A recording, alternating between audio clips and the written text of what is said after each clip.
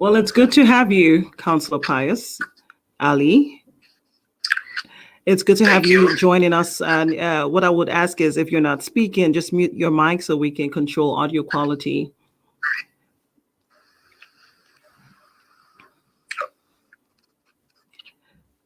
To put the mic, oh, awesome. Yeah, because of the echo. Well, so let's start off with your background. Tell, for those who are just maybe learning of you for the first time, can you talk about your background and what inspired you to pursue a path in politics? My name is Pious Ali, and I am from Ghana. When I was in Ghana, I was a photojournalist. I worked for the media. Fast forward, I came to the US in 2000. I first came to New York, and then 2 years later, I migrated to Portland, Maine. When I moved to Portland, Maine, most of the work that I've done is working. I started working in restaurants, but while doing that job, there is a neighborhood field where young people, mostly immigrants, go there to play basketball and soccer. And I used to go there and just hang out and play soccer with young people. And then an opportunity came for a job that works and runs an after-school program. Some of my friends encouraged me and said that, well, we've seen you engage those young people. You will be a good fit for the job. I applied for the job. I didn't get it because the person that was applying against me, a couple of people that were also applying for the job, they had a background in social work. It was not a social work position, but if you have a social work background, it helps. The person was in the job for a few months and they left. And then the director one day called me and said, hey, amongst the people who applied for the job, you are the one that had the second highest score from the kids. And we really, really care about what the kids want. So are you interested in having this job? And I said, absolutely. So I took the job. And I was given a neighborhood called Irvington Park. I was the assistant coordinator or site coordinator, as they call us. My role was to get these young people when they get off the school bus, because some of their parents go to work, there's nobody at home. Create an environment that is welcoming and also give them the opportunity to be themselves, to be teenagers. Well, what I didn't know was that I have just embarked on a journey where the way I look at the world, the way I look at this country is going to change forever. Because whilst working with these young people, I learned the challenges that they face. I learned some of the struggles that they go through and the misconception that the larger community have about them, and also the misconception that they have about the larger community. I live in downtown. I am involved in so many things. So these young people, the particular neighborhood that I was the coordinator is all where public housing was. We have many public housing. That was just one of them. And what I did to begin with was I look at programs that is happening in the city that these young people don't have no idea it's happening. I started bringing them to participate, and then I started signing them up to be volunteers. So it gave me the opportunity to draw in a community, which is the immigrant community and other BIPOC community members who are at the margin of our city, to pull them into the city, to pull them for them to benefit some of the opportunities that the city have to provide for young people. And the rest is history. I worked there until the program was shut for lack of funding. I got another job with young people who are homeless, and then volunteering with young people who are incarcerated. Still learning lessons. We all leave our home countries believing that we are coming to this land that is a land of freedom or with a lot of opportunities, without knowing some aspects of this culture or this country and some practices that is not okay for a group of people in this country. So, as how do you call it? One of my favorite comedians say that when you are an immigrant and you come to the US, you don't only embrace the good side, you also embrace everything else that this country have to offer. So I embrace it. Did a lot of work with young people who are incarcerated, give them a glimpse of hope by going into the space and hold space and talk to them and advocate for them. Whilst I was doing that, I was also working with homeless young people. I brought in the experience of these young people who are incarcerated, and then these young people who are homeless, and the young people that I work with at the place, the neighborhood, at my first job. And then I created an organization, a youth program called Men Interfaith Youth Alliance. I ran that for some time, created another one with a friend of mine who is a state legislator now, called King Fellows, based on the principles of Dr. King. It's a youth leadership program. I left that and worked for a program that helped men who are incarcerated with long history of substance abuse. Did that for a couple of years. The one job that changed everything from me to move me from just being somebody who advocates, somebody who organizes protests in my city when things go wrong, to become someone who sits at the other side was I was invited to create my current daytime job, which is a program that works with parents to understand, for my immigrants to understand where the education system works. Once I start work, even though prior to that, I have had some advocacy work in the schools, going in to speak on behalf of the young people that I work, but I've never seen the way policy in the schools work. I've never seen the way the school budget is distributed. I've never seen the way the school board have the power to make things happen and decide on the everyday running of the schools. So during this job that I have now, one of my colleagues said to me, "You need to run for school board." And I said to her, "I'm not interested in politics." And she said, "Since I know you, since you moved to this city, everything that you've done is politics, whether it is going to meetings to speak on behalf of those young people or organizing protests because something went wrong in the city. Everything that you've been doing is politics. So don't tell me that you are not interested in politics." I said, "I'm not interested." She pushed and pushed. And I said, "Okay, I'm going to go pick up the forms." I went to City Hall and I said to them, "If for whatever reason I change my mind, can I come back and say I don't want to do this?" City Clerk said, "Yeah, you can always change your mind." I said, "Okay." Long story short, I got elected to the city council. It was a 6-way race for 2 seats. I was lucky enough, the city of Portland, the residents here gave me one of those seats. And you became the first Muslim, African-born Muslim to city council. What was that for you, and how did that feel? So that was the school board. I became the first immigrant to be elected to the. I became the first African immigrants and the first Muslim to be elected into any office, not just in my city, but across the state. Well, what that meant is that it put additional layer of responsibility on my shoulders, which means that I am the best. So I better not mess it up for the rest. It means that I should not be the last. I should create opportunities for other people to also come through that door, because the work ahead of me is not something that I can do by myself. I need other people to work with me, and there's nothing better than having people within holding the door open for other people to get in. I have an analogy that I do share sometimes when I talk to young people that this is how I see it. When I was an activist, a community organizer, working with the community and young people, when there's an issue that we need decision makers to listen to us, we knock at the door, open the door. We have something to tell you. They will draw the curtains or its bias. They can choose to let me in, to tell them what I want or what we need to be changed. Now that I'm elected, not only do I walk into the door will be held for me to walk through. And I can choose to go into that door as many people as I want for them to talk for themselves. So there's no more knocking at the door.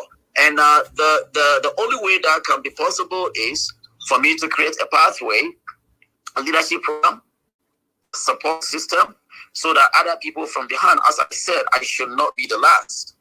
I should be the first, but there should be many people coming before me. And Now that was that's amazing. Yeah, that's 2016. Now, no, 2013. 2013. Good. Now, what does your Right. job entail as a city councilor at large? So I was going to share how I became a city councilor. All these things that I'm telling you was on the school board, but I can tell you what city councilor entails. I left the school board in 2016 and ran for city council. Same thing, I got elected. As a city councilor, we all know that in every country you have the federal or the country level president and the government, and then you have a state. So instances here in the US, you have the county, and then you have the municipal, which is the city council, and then you have school board. So as a city councilor, the basic things, your basic job is one, to pass policies that protects everyone and makes everybody who live within your jurisdiction to be safe, to pass the budget that make sure that the city or the jurisdiction that is under you, it is run effectively by passing a budget that will pay for city staff, that will provide for the place where it snows, that when it snows, the people that live within that city are able to work freely because you plow the snow on time.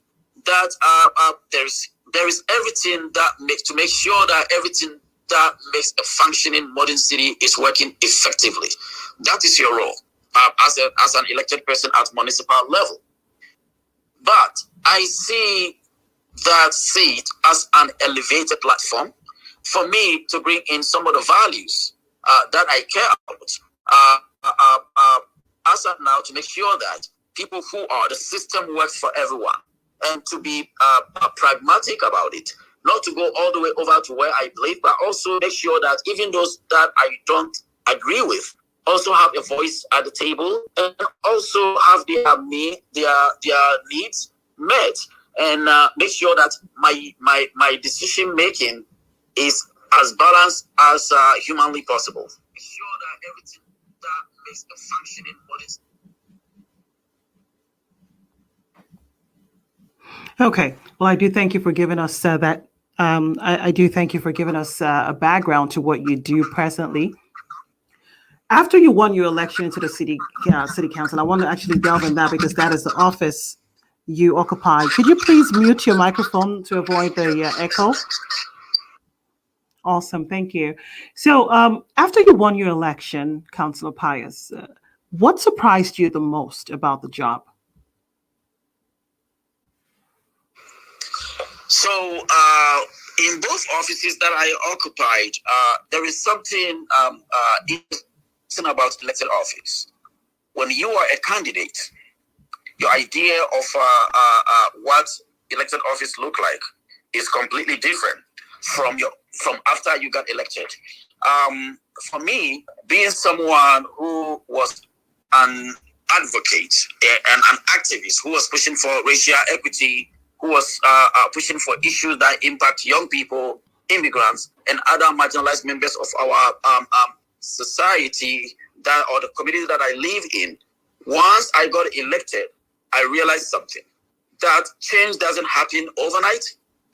You have to work hard towards it, and it is like running a government, whether it is city, school board, or any elected body. You will realize that there are thousands and thousands and thousands of moving parts that make this thing work effectively. And to change it, that means you have to carefully, so that you don't break it, you have to carefully look through this system and figure out how can you make that change and not break the system, so that the system will work slowly into the change that you want to see. And I saw that, and I also realized that it can't be a lonely place. All the people that run around with you and knock on doors and canvass and support you, after you got elected, they celebrate with you, and boom, they all gone. You have to start going back and saying to people that I need help or I need support. They will support you, but you have to ask for it. It doesn't come automatically. During the campaign, people will say to you, hey, you got this, we're here with you, but once you got elected, most cases people just go. They believe that their job is done, but nobody can make a change by just being by themselves. You need the support. You need the community that you live in and you represent to tag along with you. And I realize that is difficult. You need to. It becomes twice more because you have to work for that as well.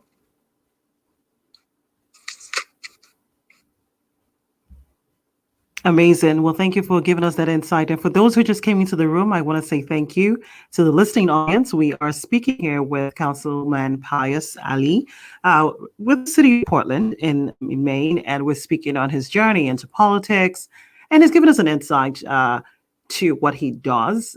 Moving on, I will also announce it as if you see the top of your screen, it is a recorded room with Councilman Pious Ali's consent, and speakers who come on will be recorded as well. So I think he lost connection. We'll be back. Great. Well, thank you for rejoining. So I would like to ask you, you talked about people leaving you like after they win. What is that help that you constantly need? Can you repeat your question? I think I may have missed something because I kicked out of the... That's okay. So you talked about people, the voters, just leaving after the election, and if you win your election, it's done. What would you say? What is that help that you constantly need in your office? Well, and it is different for every jurisdiction. It is different in the sense that there are places that city councillors do have staff members. There are jurisdictions where city council is a full-time job. In my situation, it's not a full-time job. It's part-time. You have to have a full-time job somewhere else. And then, as I said to you when we started having a conversation when we first met, that I am a profit executive by day and a politician by night. What that meant is that in the evening, I go and do my politics. And you rely on the staff that work for the city for backup information for you to make a decision. So, for example, if my city, the city staff wants to put a lightning on a specific street, and I don't think that is my priority, I'm just doing that as an example, and I want light somewhere else. We all know that if you are looking for a data to prove to support any idea, there are data out there. So as a city councillor, I am supposed to rely on my city staff, but I'm also on my own. I need to do some work to find information that will support me to make my decision, not just to rely on everything that will be brought forward by staff or by other sources, right? So if this city staff do not report to me directly, they report to someone else in the system, and I will walk you through how our system works. It's likely that most of the things that they bring will align to what the person wants. And if I don't agree with that person on specific things, the city staff will bring me a data and backup information that does not necessarily support what I want to see happen. So it is up to me to do that, to do research on my own. And when you have a full-time job, and then you have this one, and then you have your everyday life, and then you have to spend some time on Clubhouse, that becomes a lot of work. So a little bit of support with a staff will be helpful. I am lucky. I do have individuals in the community that will say that, let me know what you need for how do we call it, for research. Let me know what you need for this. Other people don't. But that was some of the challenges that I came across, or that I think that impacts my work. Some other ones are basic things like having constituent, how do we call it, liaison in some jurisdictions, in some cities. I know that some of my colleagues do that. I know that have engaged from different parts of the country to have that type of resources. And in my city, it is not like that because we are a manager-run city. We have a mayor, we have a council, but the city manager's office runs most of what is going on. It's a strong mayor on paper, but most of every day distance of the city is run by the city manager's office. And also, to be fair to our city, we are not a very rich city, so we may not be able to afford the luxury of having staff for every city councilor. Well, thank you for sharing that. Now, what did you do to prepare you for this task? And also, looking back at your time, serving, what would you say are the two achievements that you're most proud of? What did I do? Well, because I was under to declare running for public office requires two things: passion and wanting to make a difference or to lead in the city that you live in. There are individuals who come there with a background they went to school for political science. They are in certain careers that prepares you for politics. I didn't have that privilege. What I brought in is my passion to be an equitable and pragmatic leader, to make sure that the voices that are not heard have an opportunity to be at the table, to create an opportunity to diversify the leadership of my city, so it reflects the individuals who live here. And those are the passions and energy behind my passion to run for office, and the reason why I keep going. So that is what I did. I kept learning because there's nobody who is born to be an elected person. So you have to keep learning. You have to look for opportunities. We all know where our rough edges are as individuals. And if you want to be successful, find that and smoothing it out so that you can so that you will be able to engage others who have gone to school specifically, learning and having the tools to be in political office. Thank you for that, and Councilman Pious. Now, you are in history the first African-born Muslim to be elected into office, and that was in 2013. So it's been a long time coming. Now, when you, in January this year, when you learned that President Joe Biden had repealed President Donald Trump's Muslim travel ban, what did that mean for you? Well, I think it is one of the things that I was expecting him to do. During President Biden's campaign, I launched my city council campaign in 2016 on the first day that Trump was coming to my city. It was in March of 2016. Those of you who have ever been to Portland, Maine, knows what that means. It was sub-zero temperature. 500 people came from across the state to stand next to me. And since then, I've been one of the loud people in my city who were speaking out against some of the Trump philosophies. And during the presidential campaign, I have worked with African immigrants across the country. I have worked with Muslim elected officials. I have worked with many different sub-interest or sub-groups to get people out to vote. And I had the privilege of meeting with somebody who was working with Biden's campaign at that time and reaching out to Muslims across the country. I hosted a very private meeting here in Portland with Muslim leaders and members of the community. And I can see Brother Mohamudu here, who lives in Portland, Maine, and he was one of the people that I invited to that meeting. And we laid down what our expectation is of this administration, and they made their promises. So lifting the Muslim ban was one of the things that we requested, and it's one of the things that he's done. And I'm happy, and I'm glad. It was emotional because I know people who live in my community who have their families who may not be able to do it.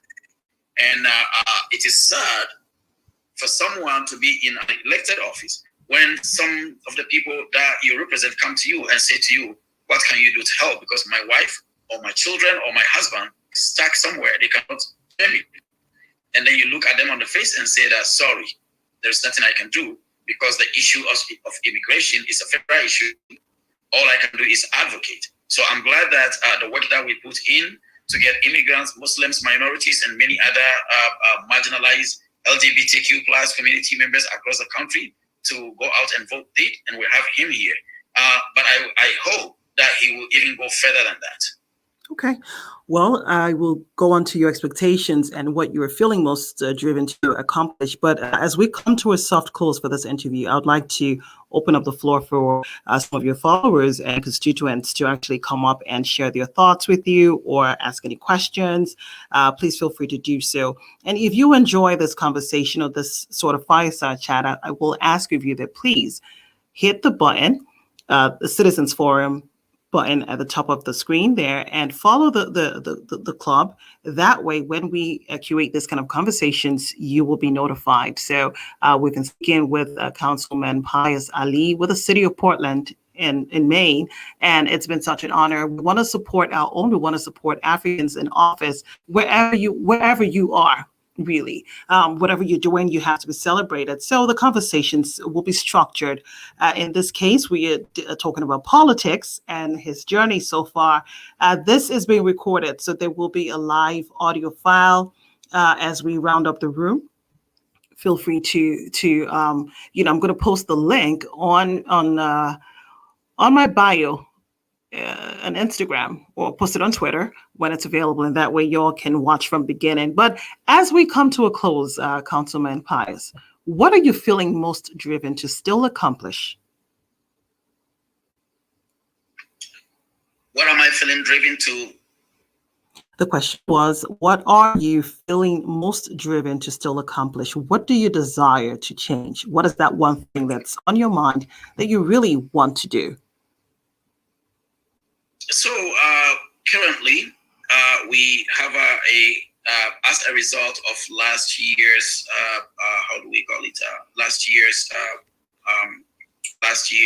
protests across the country, we have a racial equity steering committee that the mayor and the councillors did created, and I'm the co-chair.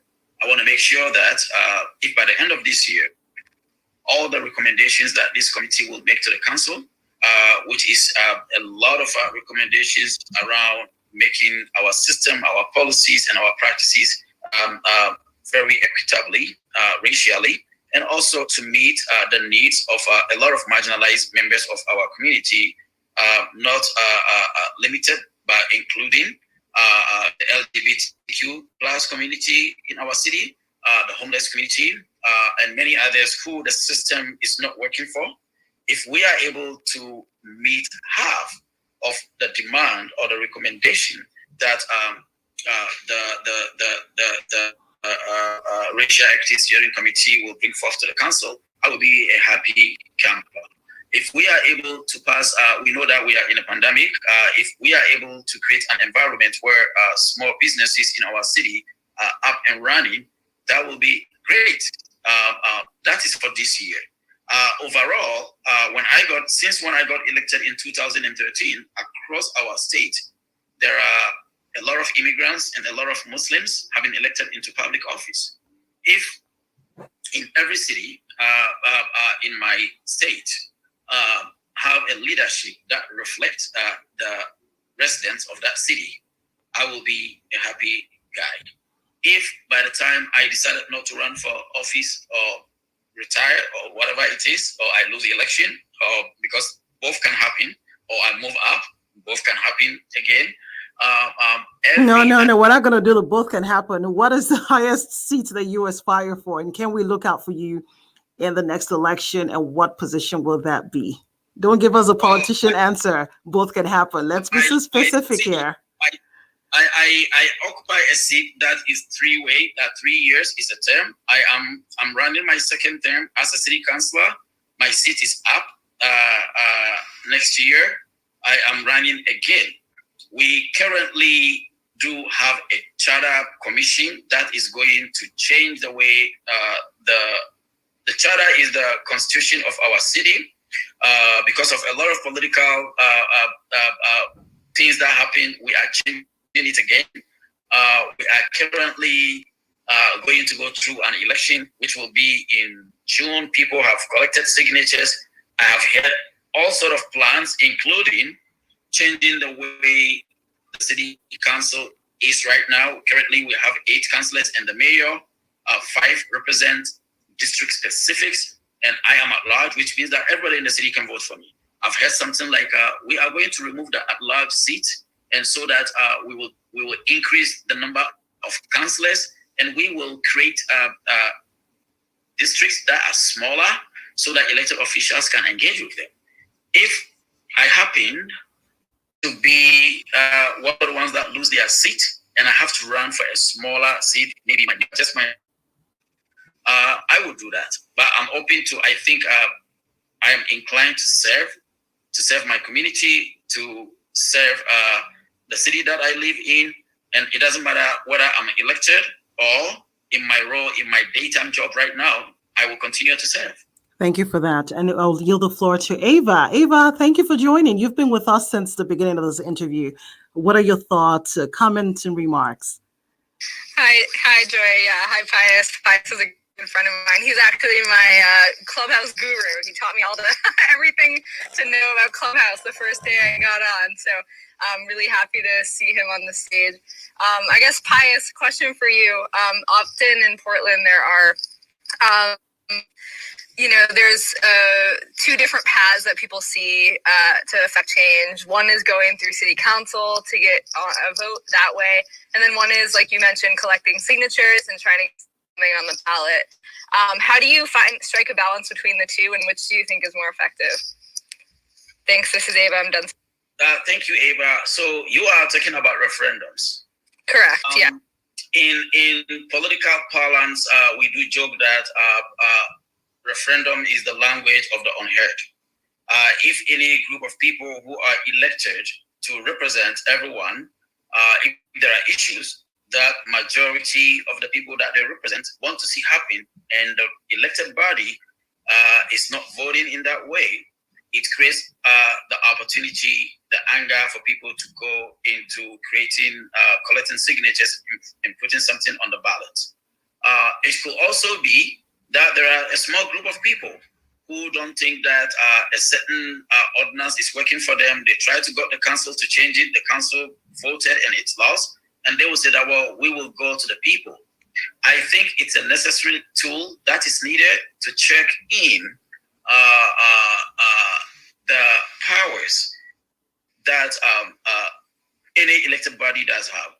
Because sometimes the fact that a minority group have an issue that they want to work, the fact that it didn't get passed by the council does not mean that it's not the right thing.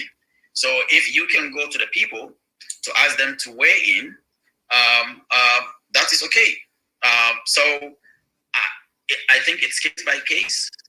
If you remember, last November we had a series of, how do we call it, referendum issues. And I am the only councillor who stayed neutral. Why did I stay neutral? I agree with some of the issues that were brought forward. And I don't know which one to support publicly or not support. And I also did not agree with the statement that my colleagues made when they said that these referendums were written in the darkness, people were not consulted. Well, the rules that we have says that anybody, if they can get the number of people to sign up and say that we are residents of this city, are registered voters, and we want to put this on the ballot, it did not require them to go around the city and ask everyone. It just required them to get, like, I think it's 7 people or 9 people to sign up and collect the number of signatures, and these people did that. So I think it is not fair and not very unethical for me to stand in front of cameras and say that they didn't consult anybody. Well, they did what the rules said. And so since I wasn't going to support them, I was not also going to stand publicly and say things that I don't believe is true. So that is why I remain in the middle. And maybe perhaps there might be, before that one, there was a referendum to open the charter.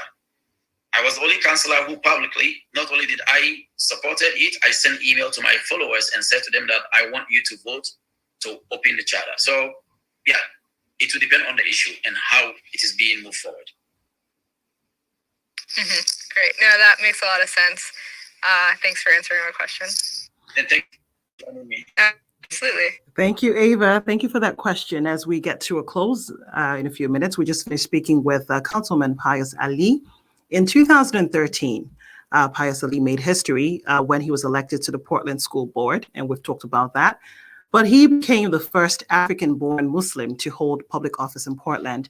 Now, as we close out, Councilman Pious, you have backgrounds you have roots in Ghana, Nigeria, the US, and I think Niger or so. Could you just let the audience know where you stand, what your DNA is made of, or let's know why Pious describes himself as a Pan-African and one who, or a global nomad, as you said to me the other day. If you, so I have a 16-year-old daughter who happens to be a biracial. I mean, I didn't do that, but she did on her own. Somebody gave her a gift for her to do the DNA thing. And my daughter's DNA was littered with DNA from across West Africa, from Niger all the way to Senegal and everywhere. Each different part of West Africa have a little bit of something in me. And I am still reluctant to go and do it. I want to stay with what I know.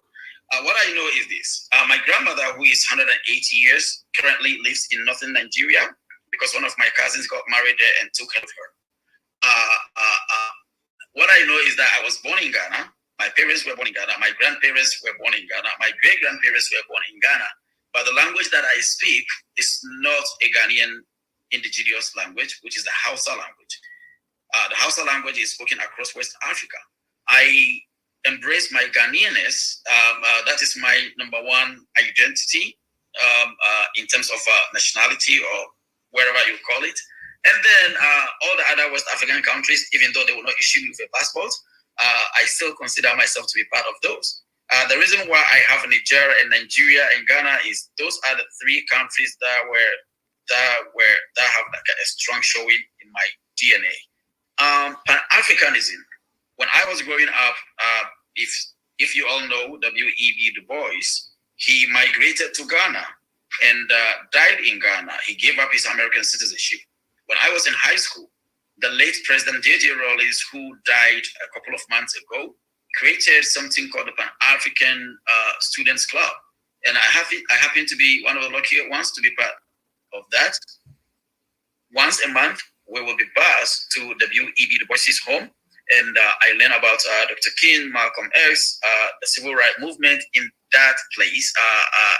We have people that will share stories and share information with us and learn about other African countries. And since then, I've been an avid student of Pan-Africanism, learning as much as I can and looking at other Africans, both back home and in the diaspora, who have done a lot of things to push the Pan-African identity and to push for the unity of Black people, irrespective of where they are in the world. Thank you. Okay, thank you so much. And this brings us to a close. I want to say thank you so much for those who sat in the audience just listening. Thank you for joining. And if you enjoy such conversations, we have next Councilwoman Roxy Ndegwu-Madu, who is representing District 4, Bowie, Maryland. And we have a few people lined up. So if you enjoy this kind of conversations or topics that will be raised in the Citizens Forum, please, I invite you to please follow the club, and that way you'll be notified. So on this note, I say thank you so much, and I will look forward to seeing you again. Councilman Pious, it's been a pleasure hosting you, and I'll see you next time. Good night. Thank you so much for having me. And thank you for joining us.